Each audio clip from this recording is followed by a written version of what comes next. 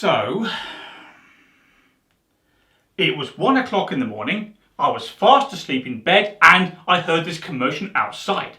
So I pulled back the curtains, looked out the window and the car was on fire. Here's a picture.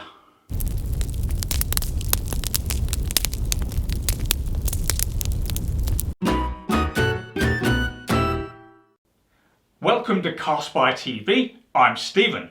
Now, let's go back to the beginning of this story, but don't worry, nobody got hurt in this fire, everything turned out okay. So, it was September 2005 and I was on holiday in the Republic of Ireland.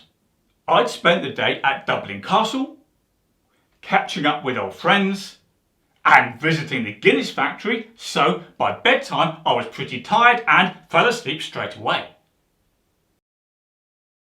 Now, at about 1 AM, I got woken up by shouting outside my bedroom window.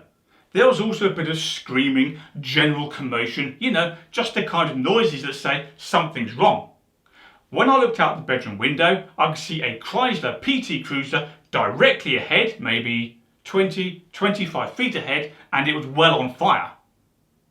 So, I threw on my dressing gown, went outside as quickly as possible and looked to see whether there was anybody in the car that needed help getting out. Mercifully, there wasn't. At this point, the fire started to spread quickly and within no time at all, the Chrysler PT Cruiser was completely engulfed in flames. Furthermore, the building it was parked next to started to catch fire as well, so the situation was becoming increasingly serious. Now, I can't remember whether I personally phoned the fire brigade or someone else did, but either way, they turned up, and they turned up quickly. I couldn't praise these firefighters enough. They quickly got the fire under control, they were cool, calm and collected, and once the fire was out, they stayed long enough to make sure it didn't start up again. The next morning, I, along with the vehicle's owner, went out to inspect the damage and, as you can see, there wasn't much left of the Chrysler PT Cruiser. It was completely burnt out. And have a look at the house the car was parked next to. Among other places, there was damage to this wall, this window, and this fascia. Clearly, this incident could have been far more serious had the firefighters not turned up as quickly as they did. And here's what the Chrysler PT Cruiser looked like before it caught fire. It had retro styling, a slightly quirky interior, and a decent sized boot for fire extinguishers, buckets of water and that sort of thing. Inevitably at this point, there was quite a bit of speculation as to why the car caught fire.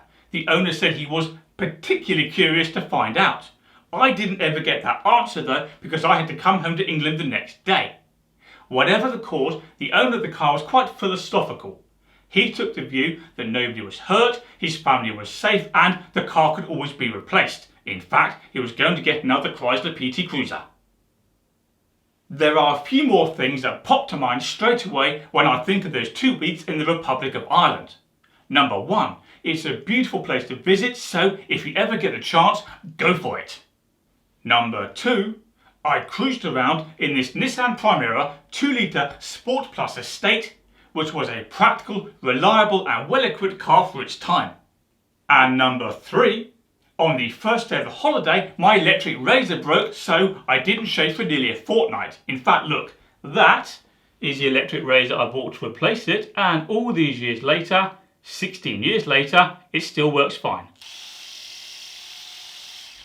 Good as new.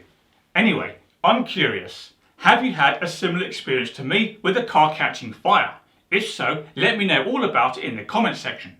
You may also like to subscribe to my channel because I've got all kinds of interesting content coming up. Oh, and could you please do me a favour and click like on this video? Right, that's all for now. I'll see you next time.